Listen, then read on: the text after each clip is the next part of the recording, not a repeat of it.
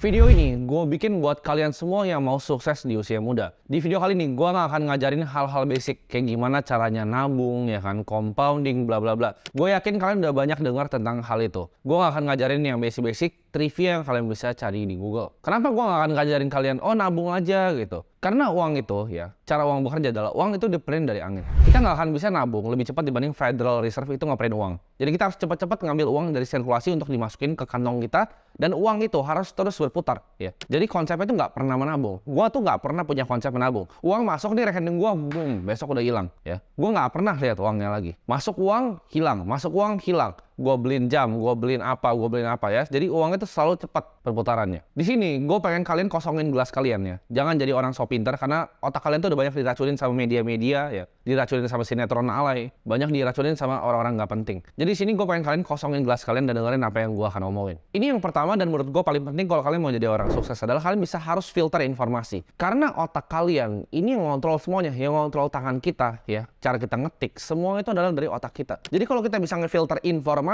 yang masuk, kita punya barrier filternya masuk informasi, kita bisa jadi orang yang jauh lebih pintar. Maksudnya apa? Kita jangan dengerin orang yang hidupnya kita nggak mau contek. Ini gue akan terus tekan-tekanin ke kalian. Banyak orang yang masih sangat terpaku pada sistem perbudakan modern ini. Ini film salah satu yang menurut gue suka adalah The Matrix. Jadi gue pertama diajak nonton bokap gue, ini mungkin filmnya tahun 2000.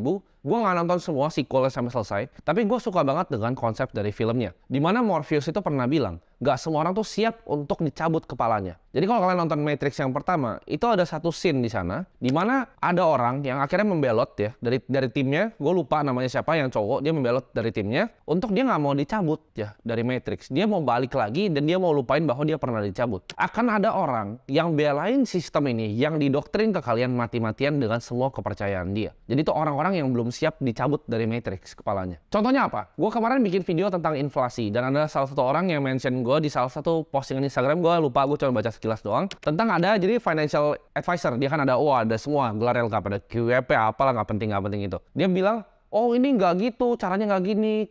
Itulah kenapa adanya penaikan suku bunga. Hei, anak SD juga tahu gitu. Kalau suku bunga naik, apa yang terjadi sama inflasi? Itu hal yang gue udah tahu dari gue SMP gitu. Itu nothing special, semua orang tahu. Tapi kenapa lu berpikir kayak gitu? Karena lu masih cetek banget. Ini namanya Dunning-Kruger effect. Di saat lu masih bodoh, lu pikir lu udah pintar banget. Nanti lu akan masuk tuh ke value of despair-nya di bawah. Jadi buat kalian yang mikir, oh ini nggak kayak gini cara kerjanya, coba kalian pelajarin dulu secara dalam. Lu udah pernah ngobrol belum sama orang-orang Bank Indonesia? Lu tahu nggak orang-orang di dalam Bank Indonesia tuh belinya apa? Kalau lu belum pernah tahu, nggak punya koneksi di dalam, otak tuh masih dangkal banget gitu. Jangan jadi orang yang so pintar. Dan kalian harus filter informasi kalian terhadap orang-orang seperti itu. Karena bakal banyak orang-orang yang akan belain sistemnya ini. Oh nggak apa-apa kok kita jadi pekerjaan, nggak apa-apa gini. Lu mau contek hidupnya dia, iya atau enggak? Kalau enggak, nggak usah dengerin. Sesimpel itu barrier filter informasinya. Karena sangat penting untuk kita bisa memfilter informasi yang masuk ke dalam kepala kita. Nah, gimana caranya filternya? Kalian misalnya ketemu sebuah konten tuh, oh ini salah nih, Timothy ngomong tentang inflasi. Kalian coba lihat orangnya. Kalian lihat orangnya, oh dia financial advisor. Kalian cari produknya. Oh dia kira-kira ngecas ya 1 juta, 2 juta per jam untuk servisnya, untuk advisory. Kalian pikir nggak sih, itu orang yang harga 1 jamnya cuma 1 juta gitu. 1 juta itu uang gue dapat, gue kencing sana, balik lagi dapat 1 juta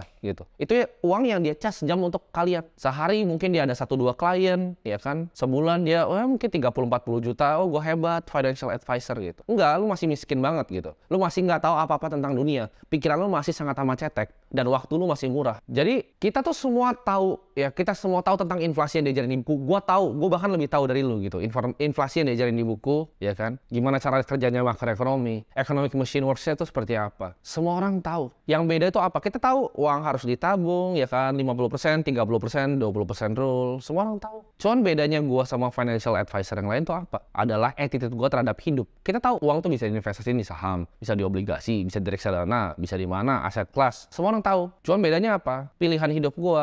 Itu financial advisor yang kalian dengerin, itu terbang ke Bali aja naik pesawat ekonomi. Dia nggak punya KrisFlyer 500.000 miles gitu. Dia kemana-mana cuma naik pesawat ekonomi, cari hotel, ya sayang sama keluarganya gitu, bintang 4. Itu bukan, kita punya konsep yang sama tentang uang, tapi kita tuh punya konsep yang berbeda tentang hidup. Gue nggak mau hidupnya seperti itu. Terserah, kalau kalian mau dengerin orang kayak gitu, mau jadi orang kayak gitu, terserah. Cuman itu barrier pertama, filter informasi kalian. Masa mau ngajarin financial freedom masih cicil mobil? Masa Innova aja dicicil? Katanya ngajarin financial freedom. Nah, ini tadi sampai ketawa nih videografer gue. Nggak panas itu pantatnya? Menjadi cicil. Panas. Ngapain lu ngajarin orang-orang financial freedom? Oh, kita compounding ya, 8% setahun. Lu aja belum kaya gitu. Belum punya duit gitu. Ya jadi nggak usah ngajarin orang. Jalan-jalan ke Bali ya ya kan, cari hotel atau nggak cari villa ya 2-3 juta semalam gitu kan, happy, ada kolam kecil. Villa yang gue sewa tuh 30 juta semalam. Cari tempat yang dekat sama Sisi. Malam datang Sisi ada welcome-nya gitu. Kita semua punya konsep sama tentang uang, tapi hidup kita berbeda.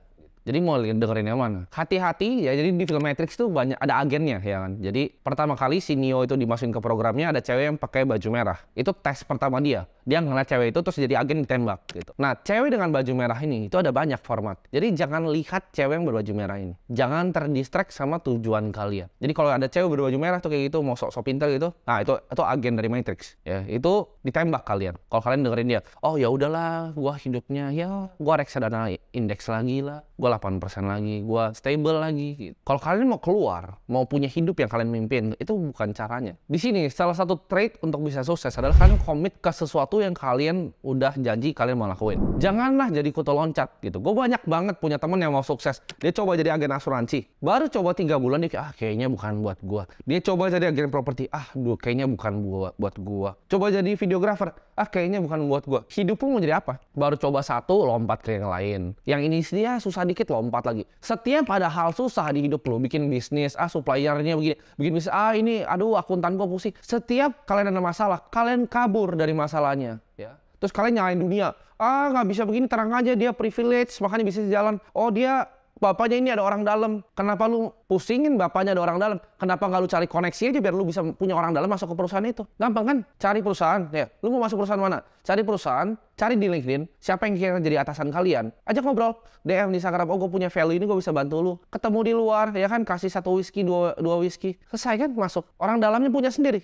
Ngapain minta bapaknya dia? Jadi jangan jadi quitter. Jangan baru coba sekali 2 kali kalian keluar kayak kutu loncat. Kalau udah decide ngelakuin sesuatu, misalnya, oke, gue mau bikin ini. Fokus, komit. Ya, komit dan punya disiplin sama diri kalian sendiri. Jangan jadi banci, kalau susah dikit itu langsung menyerah. Semua mau kerja, mau bikin bisnis itu nggak ada yang gampang. Ya. Pilih satu industri, fokus di satu industri, 5-10 tahun, percaya gue, fokus 5-10 tahun, makan tai aja dulu. 5 tahun pertama makan tai, mungkin tahun ke-6 lu udah hasil sedikit, 10 tahun lu abis dengar video ini, lu fokus ke satu yang lu udah janji dan komit sama diri lu sendiri. Gue yakin hidup lu pasti berubah dalam 10 tahun. Masalahnya orang itu, mereka bilang multiple stream of income. Apa multiple stream of income? Bikin satu dulu dalam, sumurnya dalam satu, ya mau jadi konglo boleh ke samping gitu. Perhatiin, semua konglo di Indonesia itu berasal dari satu bisnis. Semua konglo yang kalian lihat, mau Sampurna itu dari rokok pertamanya. Jadi lubang dalamnya itu dari rokok. Baru dia bikin Sampurna strategik di atas, baru pisah ya. Astra tuh dalamnya di mobil, baru dia bikin pisah. Sinarmas tuh di CPO, di mining, ya dalam dulu, pulp and paper, gitu. Baru pindah properti, bikin BSD. Lu aja baru satunya baru segini gitu. Udah mau bikin multiple stream, mau tambahin income sini. Miskin lu, nggak bisa jadi kaya. Fokus, komit, dan disiplin. 10 tahun di satu industri. Ini advice yang gue bakal kasih itu bakal nantang conventional wisdom ya. Ini bakal bikin orang banyak yang kesel. Tapi gue akan saranin kalian, kalau kalian masih muda, jadi super duper ambisius di karir yang kalian mau kejar. Hidup itu singkat dan time is ticking. Kalian harus serang terus karir kalian ya. Kalian mau jadi yang terbaik di satu bidang, mau jadi tukang nasi goreng, percaya. Lu mau jadi tukang nasi goreng, tapi lu yang terbaik satu Indonesia, lu akan jadi kaya. Lu mau jadi videographer, ya videographer, tapi lu terbaik satu Indonesia, lu akan jadi kaya. Pokoknya semua lu mau nyapu kayak ya, lu mau nyapu nih, tapi lu yang terbaik nyapu di satu Indonesia, lu akan jadi kaya juga, percaya. Kalian harus super duper ambisius. Jadi jangan anggap kerja itu kayak part time job gitu. Di sini gue bukan bilang ya, karena ada yang gue suka bilang kalian untuk bikin bisnis sendiri, kalian masih kerja. Gue bukan jelek-jelekin orang yang kerja. Maksud gue gini, misalnya kalian bekerja, gini, kalian kerja dari jam 9 sampai jam 5 misalnya. Kerja masuk jam 9, pulang jam 5. Terus pulang Netflix santai-santai. Gue nggak ada waktu untuk bikin bisnis. Gue nggak pernah suruh kalian untuk keluar. Kalian kerja aja jam 9 sampai jam 5 ya. Itu pun gue nggak yakin kalian kerja full. Ya selip-selipin 30 menit sejam dalam kerja ya. Terus pas pulang kerja, sampai rumah, duduk depan komputer. Lakuin yang kalian mimpin, lakuin yang kalian pengen. Pasti ada waktu. Lu tuh cuman alasan aja gitu. Kerjanya capek, lu cuman alasan. Lu males. Lu kalau tanya, beberapa dari karyawan gue yang kerja sama gue sampai sekarang, gue telepon mereka tuh kadang jam 2 pagi, jam 3 atau videographer gue bener gak? Jam 2 pagi bisa. Gue lagi di Bali, lagi di Atlas, gue bisa telepon mereka. Itu hyper ambisius gitu. Ada yang tanya bahkan, lu kok lagi di sana, lagi party kok bisa balasin grup? Itu dia. Karena kerjaan tuh utama buat gue. Dan gue sangat ambisius akan apa yang gue kerjain. Karena gue yakin yang gue mau kerjain itu akan mengubah dunia. Jadi gue punya visinya seperti itu. Kerja buat gue itu dari pagi, malam, pagi lagi. Lu kalau follow gue di Instagram, lu tahu gue jam 4 pagi kadang masih kerja. Jadi hyper ambisius sama karir lu. Jadi hyper ambisius tadi gue bagi menjadi dua. Satu itu kerja kapanpun ya. Jadi kalian harus punya work ethic yang gila. Gue ketemu sama salah satu, gue nggak usah sebut ya, ini satu keluarga Konglo, top 10 di Indonesia. Dia punya gerai yang warna merah ya, yang kalian suka lihat. Gue ngobrol sama dia. Dia generasi ketiga. Gue tanya, bro, apa sih rahasianya keluarga lu bisa bangun kayak gini? Values-nya tuh apa aja? Gue pengen tahu. Lu mau tahu yang dia bilang ke gue apa? Satu itu work ethic. Dia sampai sekarang, dia generasi ketiganya. Ini dari gerai retail yang warna merah. Kalian tahu itu semua jalanan ada. Dia kerja itu sampai sekarang, itu pulang jam 6 sore. Masuk jam 7 pagi, pulang jam 6 sore. Work ethicnya gila. Sampai sekarang. Jadi itu maksudnya hyper ambisius sama karir kalian. Yang Konglo aja begitu, generasi Konglo aja begitu, masa kalian malas-malesan? Kalian bayangin ya, gimana lu mau jadi kaya? Kalau yang super kaya aja masih kerjanya kayak gitu. Kerjanya kayak orang gila. Dan yang kedua dari hyper ambisius adalah speed atau kecepatan. Ini konsep yang gue dapetin kurang lebih mungkin 2-3 tahun lalu. Waktu itu gue nemu email bocor dari Mark Zuckerberg yang bikin Facebook. Jadi dia bilang ya, ini gue akan tunjukin email di sini. Gue lupa exactly yang dia bilang, tapi intinya gini. Dia bilang masalah paling utama dari kita adalah development speed. Programmer lama dan kita perlu develop lebih cepat. Karena dengan develop yang lebih cepat, kita bisa eksekusi lebih cepat. Jadi development speed itu mengaruh ke execution speed. Satu email itu mengubah hidup gue. Semua yang kerja sama gue itu cepat banget. Pace-nya beda di perusahaan manapun yang mereka pernah kerja sebelumnya. Karena gue nggak percaya. Gue tuh dari dulu ya, gue bodoh. Jadi kalau misalnya dulu ada gue bikin agency, ada bikin website, programmer gue bakal begoin gue buat bilang, kok 3 minggu. Gue bakal kayak, oh oke, 3 minggu kerjainnya. Sekarang dia bilang gue 3 minggu, besok jadi. 3 minggu apa? Lu programming 3 minggu apa? Mau di WordPress lu bikin 3 minggu. Codingnya kan paling 30 menit terus lu ngerokok, ngopi. Sama nih kayak ngedit. Orang bilang ngedit kok 3 hari. Mana? Siapa sih ngedit 3 hari? Satu video 3 hari. Satu video tuh sehari kelar. 10 jam duduk lu di situ. Jadi 3 hari atau bikin seminggu gitu kan. Nih kalau kalian yang punya editor ya, kalian tanya dia, lu real ngedit berapa lama? 30 menit sehari kan rokok, set, ya kan, kopi hitam, ngaso-ngaso, telepon sama istri, tiduran lu ada anak, main sama anak, balik lagi ngedit. Kalau bener-bener kerja, fokus ya itu 7 jam, 10 jam beres satu video. Jadi ini maksud gua, speed. Jadi orang yang cepat. Nah, caranya roket itu bisa naik ke atas lawan gravitasi adalah dengan kecepatan, akselerasi. Kalau akselerasi udah cepat, jangan dilambatin. Lu kalau mau pesawat nih mau terbang, lambat, jatuh dia nggak gliding di udara. Speed, harus cepet. Kita jadi orang gercep. Jadi buat kalian yang punya karyawan atau diri kalian sendiri, jangan lemot ya. Orang tuh cuman males di dunia ini. Contoh, ini bener-bener gue nggak cuman bacot ya. Lu bisa tanya developer gue yang ngerjain UI UX gue, yang ngerjain coding di belakang website gue. Lu tanya mereka, pas itu bikin website, ini gue sumpah ya, buat bikin landing page-nya, itu gue suruh 1 hari. Gue telepon kan, lu kerjain. Dia bilang, nggak mungkin kok, gue harus cari developer lain. Cari, gue bilang, cari developernya, kelar malam ini. Dia bilang, kok nggak mungkin? Gue bilang gini, Yesus aja bikin bumi 7 hari. Yesus bikin bumi 7 hari, gue bilang. 6 hari dia bikin 1 istirahat. Masa lu bikin website itu perlu seminggu? Emang lu bikin bumi? Bikin besok, gue bilang. Akhirnya jadi, gitu kan. Bisa nggak? Bisa. Begadang nggak? Begadang. Sama kayak bikin modul di akademi gue. Itu matanya sampai beler itu pertama kali bikin. Ya itu, nggak usah ketawa-ketawa lu di belakang. Ya, mereka pada ini beler. Ngerjain video YouTube gue kadang ya. Gue syuting pagi. Mereka bilang, kok nanti? Bikin. Jadi, betul gak? Nah, betul. Jawabannya tegas lah, karena gitu. Dan terbiasa, cepat ya. Jadi jangan lambat. Di hidup ini tuh kita harus serang hidup dengan cepat. Speed ini, sebenarnya ini gue pengen masukin di kerjaan sama di uang juga. Sama, kayak di uang itu butuh speed, cepet ya. Jadi uang masuk, boom, hilang. Uang masuk, boom, hilang. Jangan uang masuk nengger gitu. Makanya gue nggak pernah ngajarin nabung deposito. Gue kasih tahu ya, Bank Indonesia pengen uang lebih banyak, lebih cepat dibanding deposito lu ngasih lu bunga. Jadi kalau nabung udah pasti miskin, ya. Udah pasti miskin. Uang tuh cepat masuk keluar. Lu kalau lihat pengusaha, uang masuk jebret, putar. Masuk jebret, ya. Bikin klub, bikin ini, masukin saham di Holywing, kayak gitu caranya. Itu cara pengusaha beneran kerja. Lu lihatlah orang-orang yang kaya kayak Hotman, duit masuk jebret, Ruko, Kelapa Gading. Duit masuk Holywing Group, ya. Semua orang-orang yang super kaya dan Konglo itu semua begitu cara mainnya. Cepat mereka. Nah, ini gue bakal bikin video ini bakal banyak dibenci nih. Gue bakal kasih tahu lagi nih trik-triknya untuk jadi kaya. Adalah fuck your passion. Artinya apa? Lu nggak makan dari passion lu. Nggak usah lah jadi orang idealis, ya. Nggak perlu. Di dunia ini tuh nggak perlu orang idealis. Fokus cari duit dulu. Kalau lu mau pusing-pusingin passion, itu adalah resep tercepat untuk lu jadi miskin. Ini gue kasih tahu ya. Gue kasih contoh tentang passion. Ini ada Zhong Shanshan kalau gue nggak salah namanya. Itu billionaire nomor 1 di Cina. Lu tahu dia jualannya apa? Botol air. Lu kira dia passion sama botol air? Dia like botol air terus dia sange gitu. Lu kira dia bawa tidur tuh botol air, sayang sama botol air? Enggak. Lu kira orang yang punya peternakan babi di Cina yang paling besar itu, ya, kalau gua nggak salah dia top 10 juga. Dia sayang gitu sama babi yang dia bacok. Dia bawa tidur babinya. Dia liat babi, dia sange. Enggak. Dia nggak peduli. Nobody gives a fuck about botol air sama babi. Yang dia peduli apa? uang masuk. Jadi money in dulu, money in yang lain belakangan, passion belakangan, ya. Bodoh amat lu jualan botol air, passion lu diat sama cewek ya itu passion lu. Jangan gabungin nih mesin uang lu ini sama passion lu. Lu tanya gua passion nggak lakuin apa yang gua kerjain? Ya gua nggak passion, tapi itu karena dapat duitnya aja gitu. Jadi kita nggak perlu fokus di apa yang kita passion. Passion gua banyak, passion gua basket ya. Makanya gua ada klub IBL. Itu passion gua. Tapi apakah ini akan ngasilin gua duit? Ya pasti enggak gitu. Pasti enggak, boncosnya miliaran per tahun. Dan gua juga tahu karena itu passion gitu. Jadi jangan di mix nih. Begitu ini kegabung passion dan bisnis, lu jadi resep untuk jadi miskin. Konsepnya adalah ubah passion ya, ubah passion. Kalau ngelihat nih keluarga lu susah, diri lu susah, adik lu susah, itu yang lu lihat. Emak lu susah, itu yang lu lihat. Fuck passion lu, urusin mereka dulu. Dengan apa? Dengan bikin mesin yang ngasilin uang, bukan mesin yang untuk fuel passion lu. Ntar passion juga ganti-ganti kok. Lu hari ini suka golf, besok suka tenis gitu. Berubah-ubah kok passion orang. Jadi nggak perlu lah kejar-kejar kayak gitu, nggak ada. Jadi follow your passion ya kan, ikigai, nggak usah lah, nggak penting. Ini kalau lu punya mimpi ya, saran gue adalah lu triple down. Gue balik lagi ke yang konsep pertama, fokus. Warren Buffett sama Bill Gates itu pernah dikasih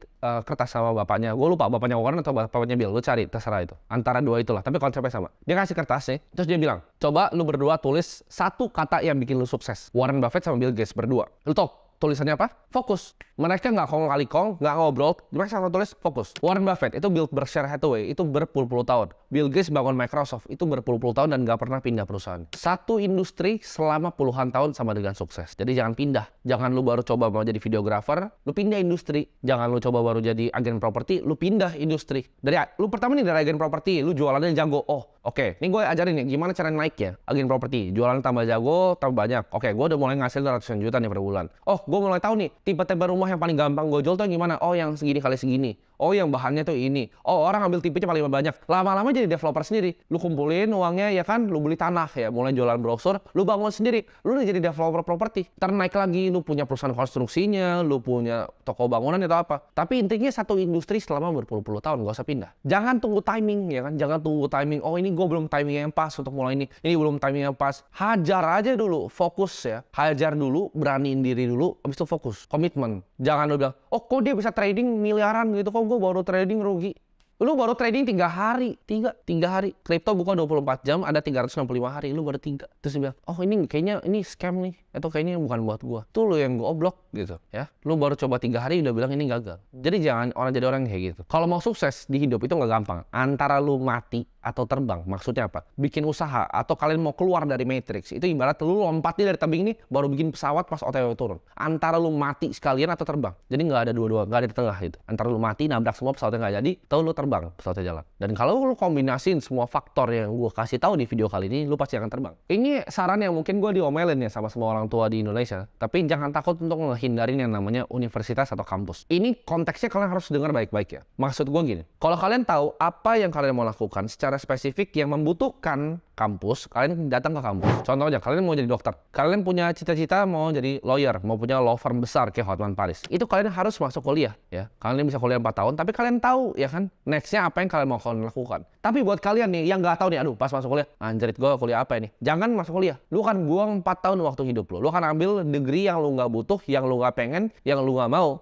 untuk nggak jadi apa-apa. Tapi kalau udah punya spesifik nih, misalnya, oke, gue mau jadi analis di capital market. Oke, gue mau masuk ke kuliah di Prasmul gitu, mau ambil finance, itu boleh. Oke, gue mau hukum, mau ambil di UI. Oke, gue mau jadi dokter, mau ambil di Airlangga, itu terserah. It's okay gitu. Tapi kalau lu nggak tahu nih, terus lu cuma ngambil kayak business creation, ya, management, udahlah, nggak perlu ya, nggak perlu. Lu bisa skip itu 4 tahun, lu cari ilmunya di YouTube, di Google, di ChatGPT. Lebih tinggi ilmu lu. Jangan takut akan gagal kalau kalian nggak masuk kampus. Karena masuk kampus tuh nggak ada garansi lu bakal bisa sukses. Nggak ada garansi lu dapet kerjaan kok. Di kampus nggak ada, oke kalian masuk sini pasti dapet kerjaan. Nggak ada. Kalian harus terima bahwa di hidup tuh kalian pasti gagal. Gua gagal berkali-kali bisnis gua. Kalian pasti gagal. Dan kalian harus terima. Gagal pertama kali, kedua, ketiga. Kalau gua orangnya, gua akan gagal 1001 kali.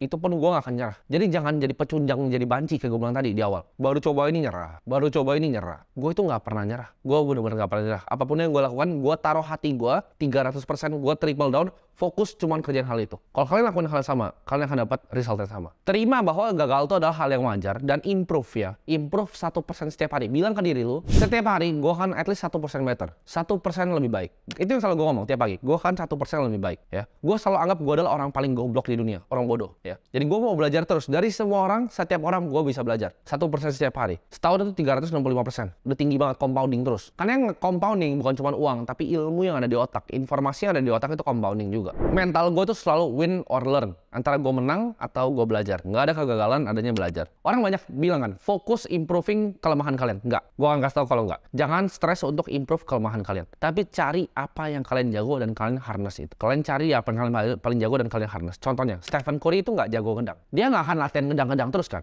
Of course dia bisa ngedang sekali-sekali. Cuman dia jagonya apa? Dia nembak jagonya. Dia jago dribble. Dia jago create plays ya. Off the ball movementnya bagus. Itu yang dia fokus, dia apa yang dia jago. Kyrie Irving itu jago dribble sama finishing around the rim. Dia nggak tiba-tiba dari tengah lapangan nembak kayak Stephen Curry, ya kan? Dia nggak lakuin hal itu. Dia masuk gitu ke dalam. Kalian lihat orang-orang di NBA aja fokus. Dia nggak fokus untuk ngembangin kelemahan dia. Dia tahu apa yang dia jago dan lakuin hal itu. Sama kayak gue. Gue tahu hal apa yang gue jago dan gue drill dalam situ. Jangan stress over something yang lu memang nggak jago. Itu nggak penting ya. Fokus di apa yang lu jago. Karena dengan lu fokus di apa yang lu jago, skill lu meningkat, lu akan tambah pede dengan skill lu sendiri. Jangan pernah takut untuk kerja keras, jangan pernah takut untuk belajar keras. Jadilah gelas yang kosong. Selalu anggap kalau gue orang paling bodoh di dunia. Pelajaran terus tentang uang, gue juga sampai sekarang setiap hari. Gue tuh orang bodoh, jadi kalian dengerin gue orang bodoh ya. Gue pelajarin terus tentang uang, gue pelajarin terus tentang bisnis. Oh, kong lo tuh gimana? Tiap ketemu anak kong lo, gue tanya, oh values keluarga lo apa sih yang bisa bikin lo sukses? Itu adalah yang gue pelajarin terus, setiap hari. Ini kata-kata dari Elon Musk. Lo kan dibayar dalam proporsi seberapa besar suatu masalah atau problem yang lo selesaikan. Maksudnya apa? Lo mau kayahan, mau dapat duit, ini gue kasih rahasianya. Kenapa orang yang McD itu gajinya UMR? Karena problem yang diselesaikan apa? Burger, ya kan, masukin Kenapa Grab itu nggak bisa kaya driver? Karena problem yang diselesaikan adalah antar. Problemnya adalah problem kecil. Sedangkan yang bikin Grab, problemnya yang diselesaikan apa? Jauh lebih besar kan skopnya dibanding drivernya. Problem yang foundernya McD bikin untuk bikin McD kayak gitu, itu lebih besar kan dibanding yang McD yang burger gitu. Karena kalau kalian cuma ganti-ganti burger gitu, kalian bisa digantikan kapan aja. Problemnya kecil. Dan itu banyak orang yang mau kerja di tempat kalian. Jadi justru sangat kompetitif. Di bawah situ sangat kompetitif. Makin besar masalah yang lu selesaikan, akan lebih besar uang lu. Makin kecil masalah yang selesaikan, makin kecil juga uangnya. Contoh, kalau lu kayak Elon Musk, mau coba untuk bawa orang ke Mars, bikin satelit di atas, bikin mobil listrik, baterai lu bikin revolusi baterai gitu. Ya of course lu akan jadi kaya. Kalau lu bisa nanti kelarin kanker, lu juga pasti akan jadi super kaya. Tapi kalau lu cuman burger, itu gak akan pernah bisa jadi kaya. Lu cuman akunting, journal entry, itu gak akan pernah bisa jadi kaya. Lu jadi jaga gudang gitu, itu gak akan pernah bisa jadi kaya. Karena problemnya kecil dibanding orang lain. Lu harus punya skill set yang gak banyak orang punya dan gak jadi gampang untuk digantiin. Gue kasih contoh. Kalau misalnya lu adalah sebuah blockchain engineer di salah satu cryptocurrency firm, menurut lu akan bisa digantiin besok? Jawabannya enggak. Tapi lu kalau cuma driver, lu supir, apakah bisa digantiin besok? Bisa. Kalau lu adalah security engineer di database-nya misalnya Oracle, apakah lu akan bisa digantikan di Oracle dengan gampang gitu? Enggak. Lu senior developernya di back-end Oracle gitu, database-nya, apakah gampang digantiin? Enggak. Perusahaan ERP besar susah ganti-gantiin orang ya. Skillnya in demand, orang banyak butuh dan gak gampang digantiin. Serta itu menyelesaikan masalah yang besar. Kalau kalian masuk ke dalam suatu ruangan ya, di pertemanan kalian, dan kalian adalah orang yang paling pintar, itu cepet-cepet kabur dari ruangan itu ya. Kita harus di ruangan dimana kita adalah orang yang paling bodoh. Dan ini tips ya, kalian banyak nanya gue tips untuk networking gimana. Kalau lu mau sukses, lu harus bergaul dengan orang sukses. Tapi bergaul dengan orang sukses itu ada caranya. Jadi caranya gini, lu kalau di meja nih ya, gue sering banget kalau misalnya gue liat orang yang agen asuransi, oh dia pasti pamer langsung. Oh gue punya ini, gue punya ini, gue paling cuman, oh iya bro, ya keren banget lo bro gitu. Cuman kalau gue di meja sama konglo beneran nih, orang-orang sukses beneran, anak-anak orang kaya,